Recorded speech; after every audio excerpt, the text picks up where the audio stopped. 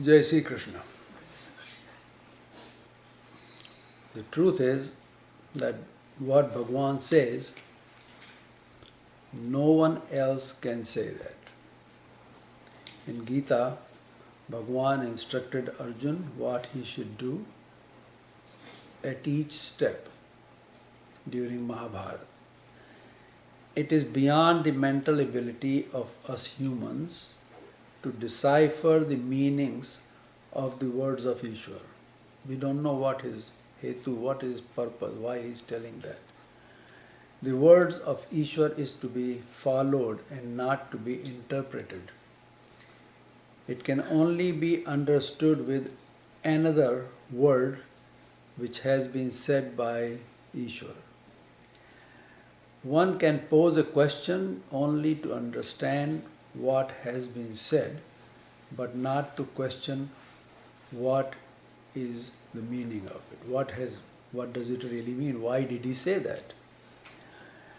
As time goes on in this Kali Yuga, where dharma is disappearing, people put Gita, the word of Parmeshwar, in the form of books, and they put on their head and worship it. But they do not bring those words into practice. It's not their fault, but that's the sign of time. People will talk about karma and duty, but will not know their meanings. What does it really mean? Or they will use these words for their selfish and personal motives. Today, all the so-called religions have been tailored to fulfill one's own idea as to what religion is. In the last talk, we talked about the two paths which are parallel but they are totally different from each other. One leads to the union with Ishwar and the other to Devta Phal. All of the religions today fall under the latter. Now here I like to go into the reason for this, why it's happening. We must understand as to what we are. We are Jivatma, pervading this body of ours, which is given to us as the fruit of our action. We have nothing which we can call ours. Everything we have or we are into is all given to us, all depending on our past karma. Everything is given to us, even the ego, which makes us say I am, is also given to us. So if we, the Jivatma, have nothing of ours, then what it is that thinks, speaks from within the body. This is Antakaran Chatushtaya. This is what the soul, word soul, this is what that means. The salvation applies to soul only. For Jivatma there is moksha. So there are two different entities. The Antakaran Chatushtaya is with each and every Jivatma, whether it's an ant or it's a tree or whatever, every living entity. Constantly working non-stop. I have explained this earlier that the Antakaran Chatushtaya consists of 4 powers which cannot be separated from each other. Depending on what karma phal we are here to experience, the Chatushtaya is provided with only that level of powers which we will need for the experience. So you see, we are here under the bondage of the karma phal. It is only in human body with fully developed Chatushtaya that the karma can be performed. Therefore, such a human body is called Karam Bhumi. In other bodies, forms, there is only the experience of the fruit of karma. Thus, these are called Bhog Bhumi. Karma is the law of creation, and in following this law, in the Karam Bhumi, following the Gyan of Ishwar, the Jivatma can attain moksha. However, only a handful of Jeev even think of attaining moksha, that state which is called moksha. In chapter 7, Bhagavan says in Shlok 3 that he tells Arjun that most of the mankind runs after the worldly possessions and pleasures. Hardly one among thousands of men strive to attain me.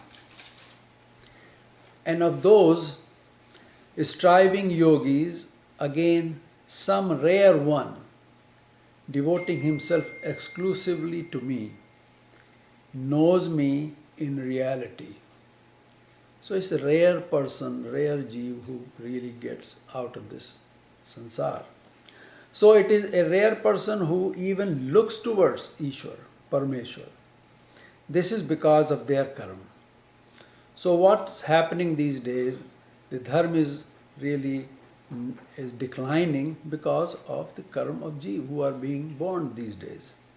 So here Bhagavan is explaining how to perform karma so that it will take us towards Parameshwar. That's what Karma Yoga whole thing is about. In the last shlok, shlok 10, Bhagavan said that in the beginning, Prajapati imparted Gyan to all and said that with this you will progress in this samsara, and this will fulfill all your desires like the celestial cow called Kamdhenu.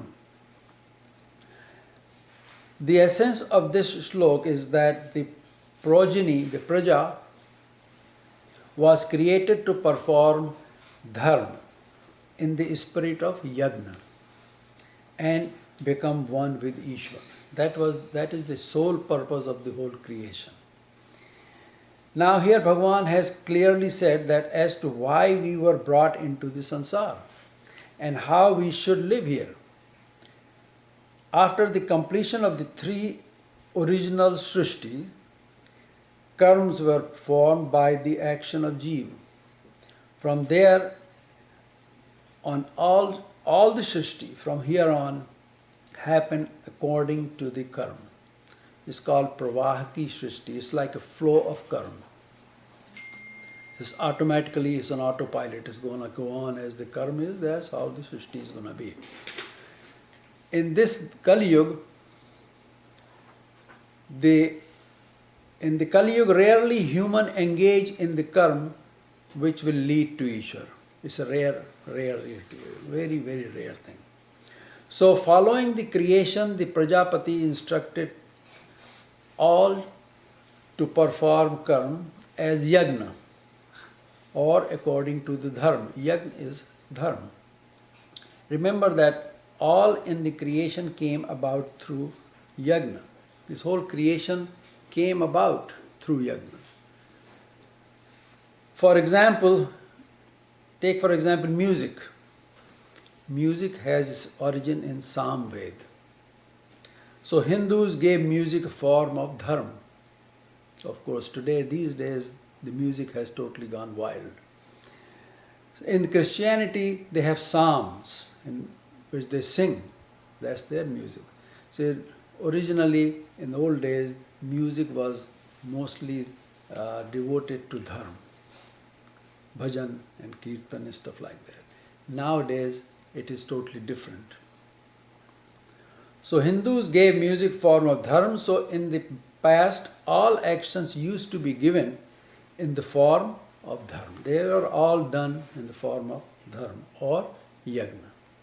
Because every musician will first pray to the deity and then they will perform.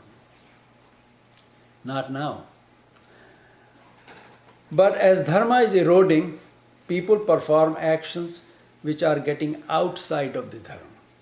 Even today, if one chooses to perform karma according to dharma, one can elevate themselves above the sansar. It is possible. Therefore, in the next shlok, Bhagavan says, Devan bhavayatanena te deva bhavayantu vaha parasparam bhavayantaha Shreya paramavapsyatha. Says, foster or cherish the Devata with this yagna.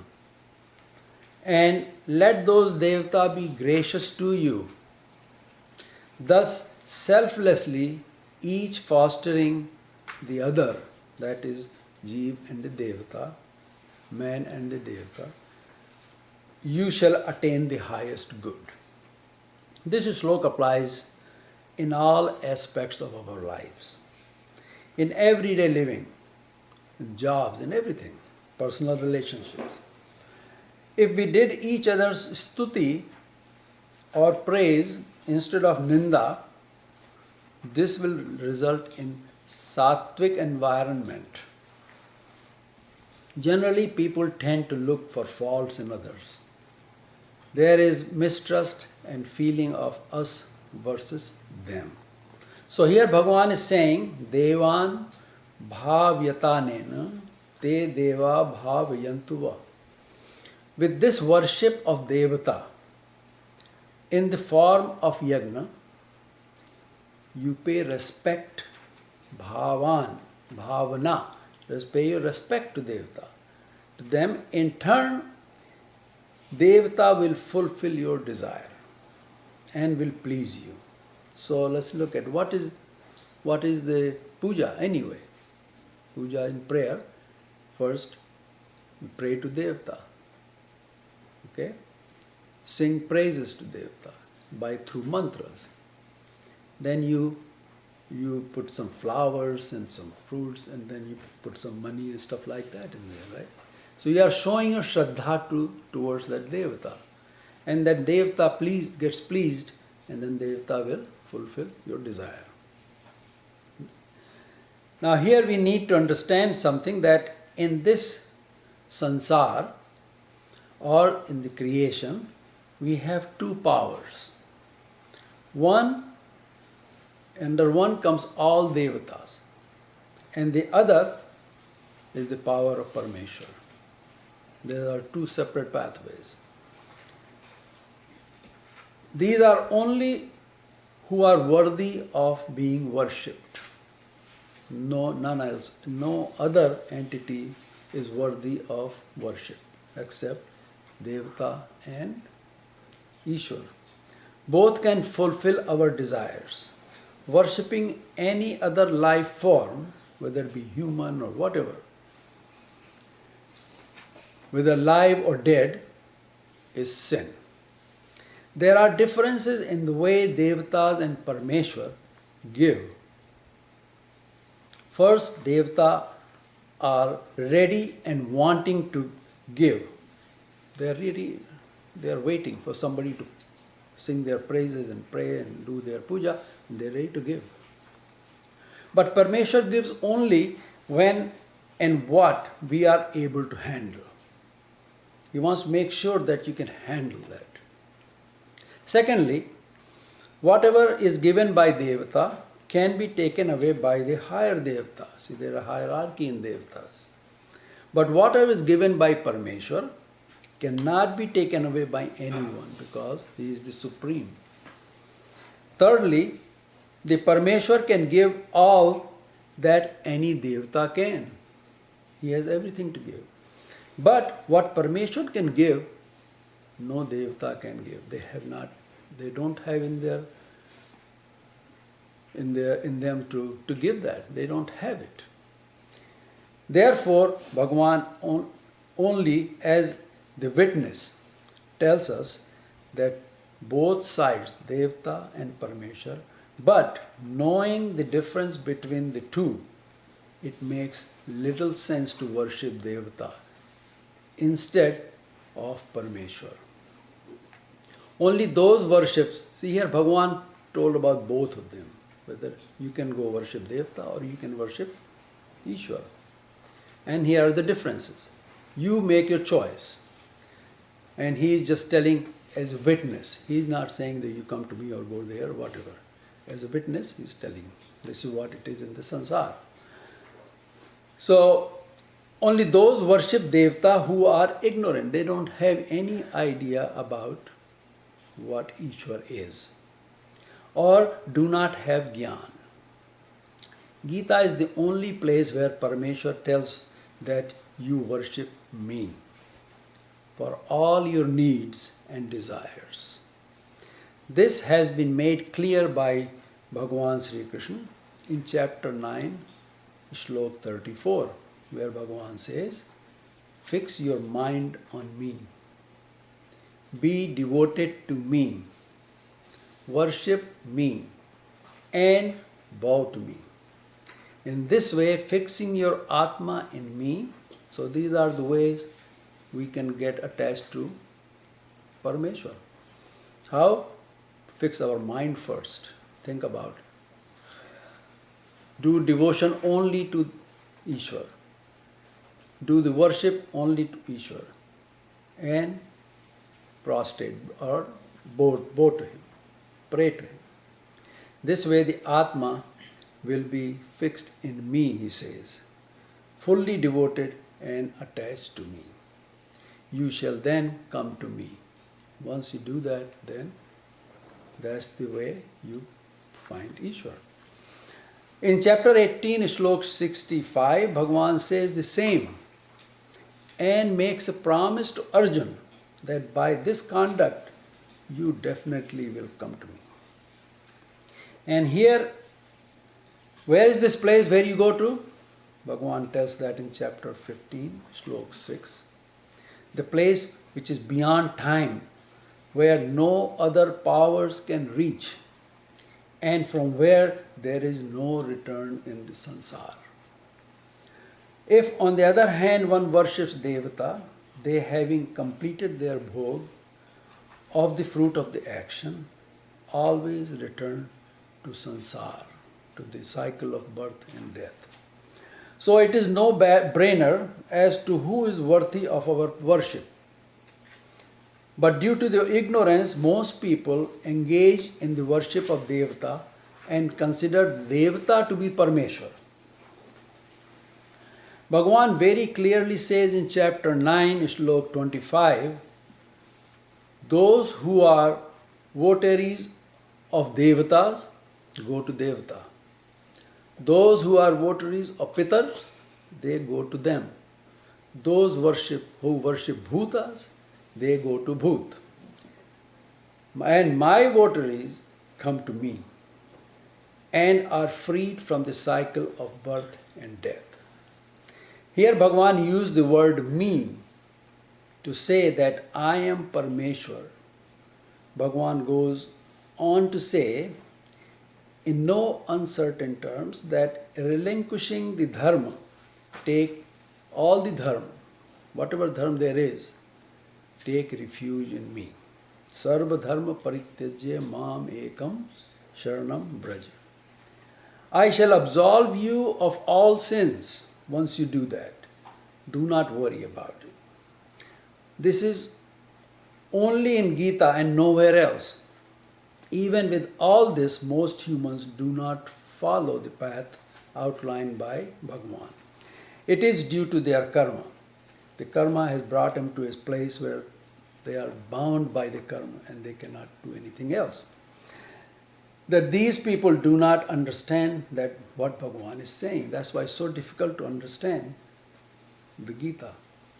Bhagavan says that karma performed as yagna, being dharma karma, do not cause any bondage. All other karma cause bondage. So there are two kinds of karmas. Just a regular karma and the karma which is conducted as yagna. These include the karma performed in the name of Ishwar. This dharma karma or yagna is performed in the name of Ishwar.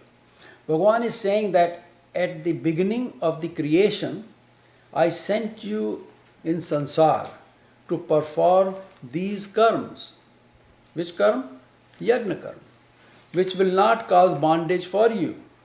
Now here, a father, we consider Bhagavan as Pita, father, and us as his son, right? The father will never send his son in a place where he is in danger, and he will not tell him what to do. He'll caution him not to do certain things, and do this so you can succeed. That's the role of father. So Bhagavan says, I sent you in sansar to perform these karma, which will not cause bondage for you. Now, what is this bondage? Bondage is when you come in sansar doing sansar karma, and we have seen earlier that we have nothing of our own. So everything we get or do, we do on borrowed energy, borrowed powers, borrowed thinking, everything. It's none of ours. It's Devata is giving us those powers to perform the karma. And by doing that, we become there indebted to them. And that is the bondage. You have to pay it off somewhere. But to pay it off, you again borrow again, because you don't know how to do other things. It's like the person who lends the money, and he say, only give me the interest. So person can never pay off the principal. And he's always paying that lender, money lender. That's how it is. So because we have nothing of our own, we are here, we have to do the karma. So we have to borrow from devatas, because they are the only one who is willing to give without any problem. You ready? I'll give you, just like Pathan, give you the money anytime. And then here also you get money lenders who charge people lot of interest, because they don't have credit to get it. So this is same thing here. Here the key word is bondage. Performing any other karma besides those done in the name of Ishwar will keep you bound to the sansar. Ishwar doesn't cause any bondage. He wants to free the jiva. And you will not be able to leave it. That's what bondage is. Because you got to keep coming back to pay. You will be performing karma of devata and will never be able to free of their debt. To be free of their debt can never be. So today, for all of us, the key is to become free of devata's debts, and to be able to leave the sansar and be one with Ishwar. That is what is said in this bhajan, Ek singhasan chad chale, ek bandhe zat janjeer. Those who go in singhasan like a king, they don't owe to anybody when they leave. The others, they are always in debt. They are bound by the chains of the debt, and they have to come back. This is the key, and Gita teaches us how to do it. Unfortunately, humans started to perform karma other than the yagna karma. They started to do devata karmas. And because devata karma has a lot of magical things. You can get this, you can get that, you can everything. And became bonded with the sansar. The result is that all come in this sansar like cats and dogs. Like them, they die. Then come back again the same way. Only someone rare does the right thing and gets to leave the sansar. This is the work of Parameshwar. We are not here by accident. Big Bang or evolution or whatever theory you want to talk about. We have been placed here based on our karma, fairly and squarely, very simply. Having said that, humans and Devata and Ishwar, Dev word is used for both, Dev and Ishwar, selflessly fostering, cherishing each other, shall achieve the highest good. Now Bhagavan is saying, Ishtan bhogan hi vo deva दास्यन्ते यज्ञभाविताः तैर्दत्तानप्रदायैभ्यो यो भुङ्क्तेस्तेन एव सः.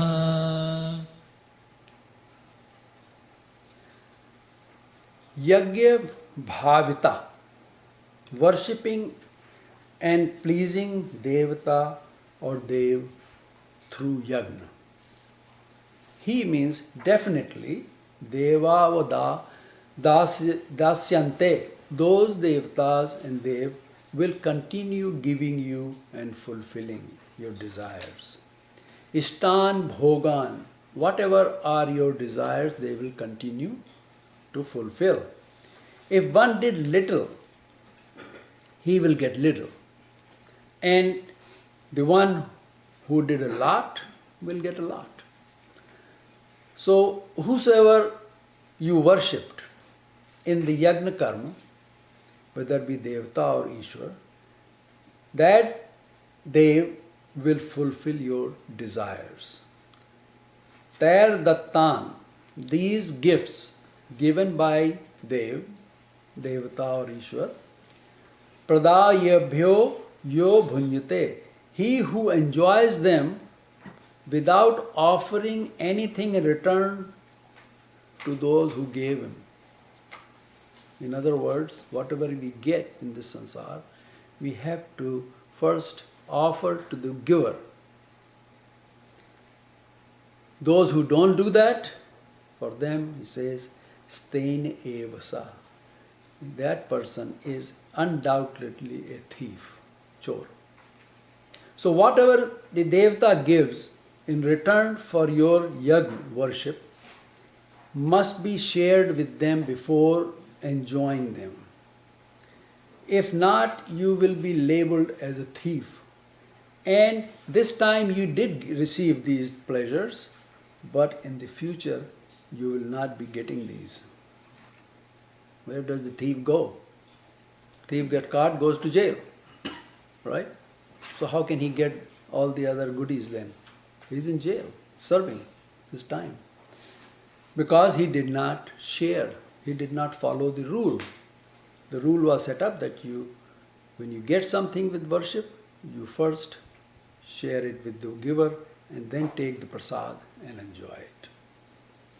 This means that those who are enjoying the good things in this life, but they are not doing any dan dharma, they are enjoying the stale bhog from the past lives. But they will not get them in the next life. They are not preparing for the next life. They're not worried. They don't even know what to do. There are others who, while enjoying the present life, engage in the worship of Ishwar. They in the next life will get a lot more. Here Bhagavan wants to tell us that in this sansar, those who do not understand this and think that whatever they have received is theirs, they will not get it in their next life. To get it in the next life, one needs to earn in this life. So this is the process of earning over and over again. So we need to do karma. All karma outside of the yagna karma do result in bondage. We have to remember that. In Isha Upanishad, the first mantra, it says, Rishi is saying that Ishwar is everywhere. Whatever you have is the gift of Ishwar. Enjoy it with the feeling of tyag. Consume it only after offering to Ishwar. Do not do before that. Because it's given to you, so you acknowledge first. In Christianity, when one uses anything which is new, they do Christianing. In Hindu Dharma, the first mantra of Ishavas Upanishad is recited by the priest before when it get into a new house, get a new car, that's what they do. They pray that Ishwar give me the power so I can use your gift wisely. So the key is that whatever we are blessed with, we should consume only with the feeling of tyag, never thinking the ownership. That is mine or I did it. The one who does not share with others, he lives in vain. In Rig Veda, Mandal 10, in 117 Sukt, it is said that the death is not given only to the poor. The poor may die of hunger, but the rich dies from overeating. It's been mentioned in Vedas long time ago. Those who do not share and give to others, their lives are worthless, useless. It goes on to say that one who offers food to others before eating themselves, that food gives them satisfaction, tripti, and brings about change in them. They become a better person. The person who does not share with his people is no friend of anyone. His house is not a home. It is in a way death. I am telling you, in Veda it says, I am telling you that his food is useless. The one who eats by himself is like he is eating his sin. Now how more clear it can be. And this is mentioned in Vedas. What Gita says on this topic is in the next slok. Yagyashishtashinas santo muchyante sarvakilvishayehi bhunjate te tvagham papa ye pachantyatma karanat. Here Bhagavan says that those who perform karma as yajna, what happens to them? The virtuous who partake of what is left over from the yajna are absolved of all sins. Now what are these sins they are absolved of? Those sinful ones, those sins are the ones which are committed while performing karma. Always there is going to be some sin. You cook food, there's going to be some hinsa, some violence, and some kitanu will die. But that's all is part of the whole process of karma.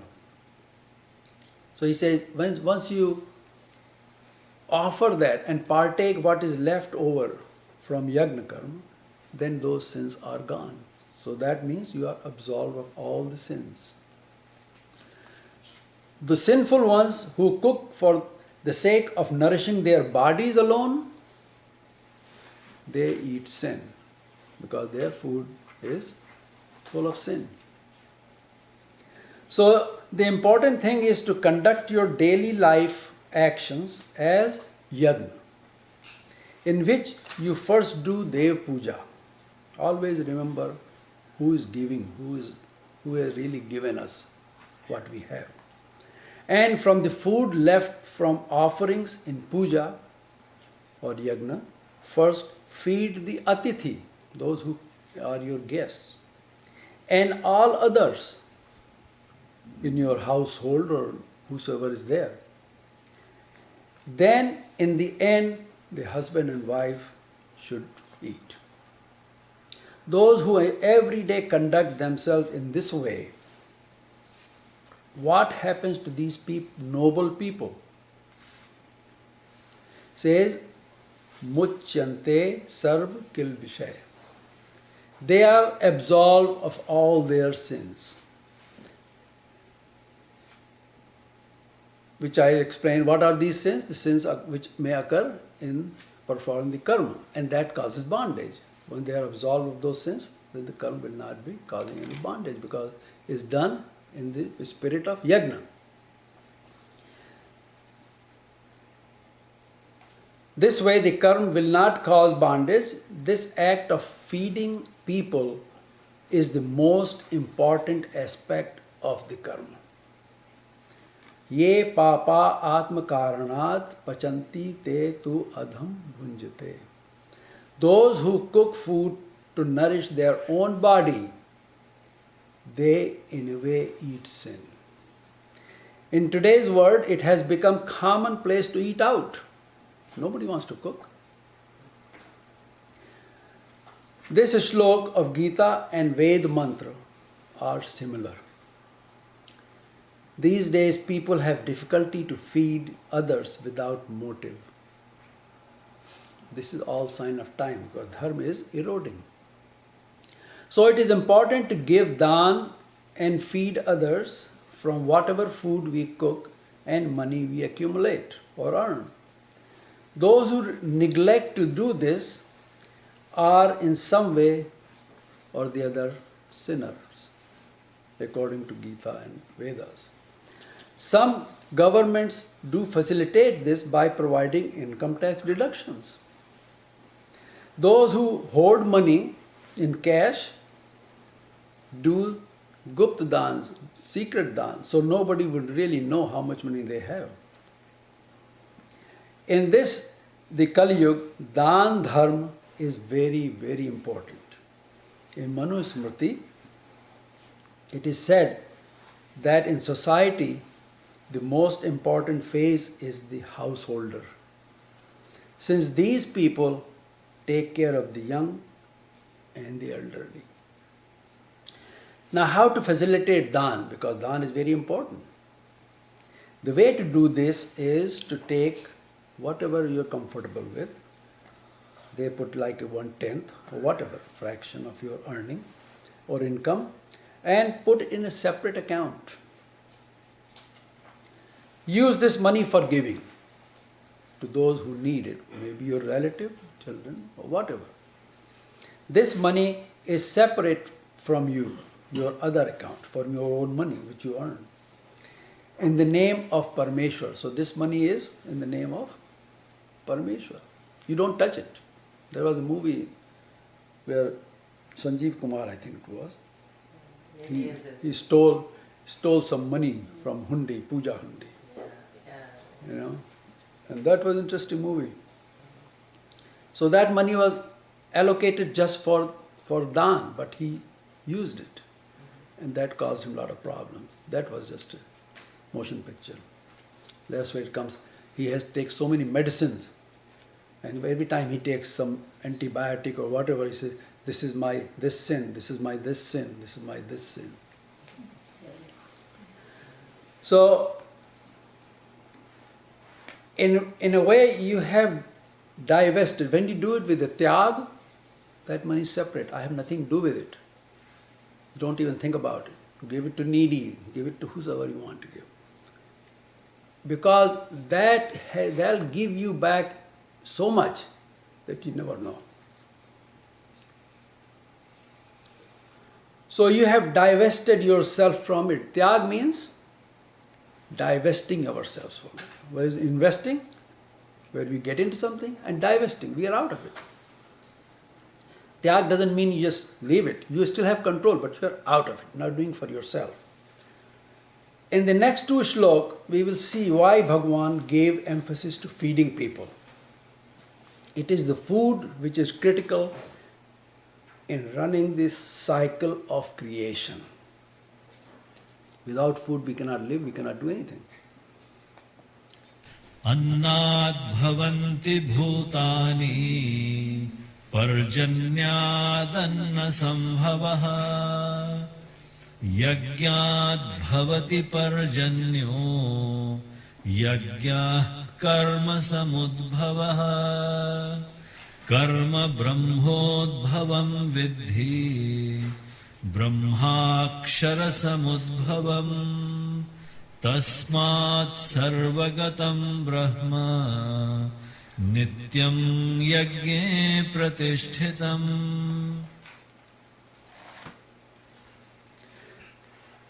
Here we will take the second part of Shlok 15 first.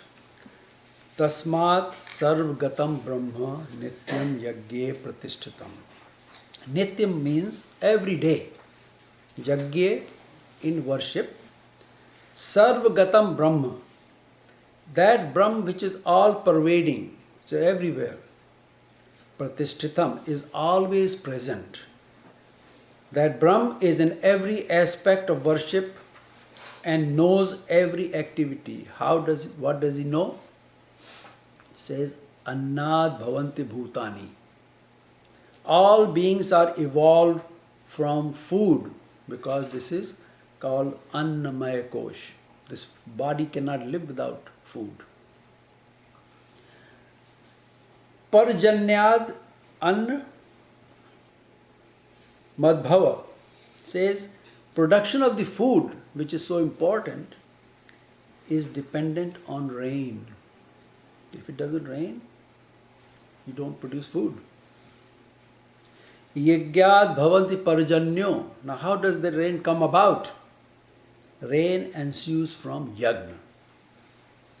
And the yagna is born out of yagya karma samadhava. Yagya is rooted in the prescribed karma.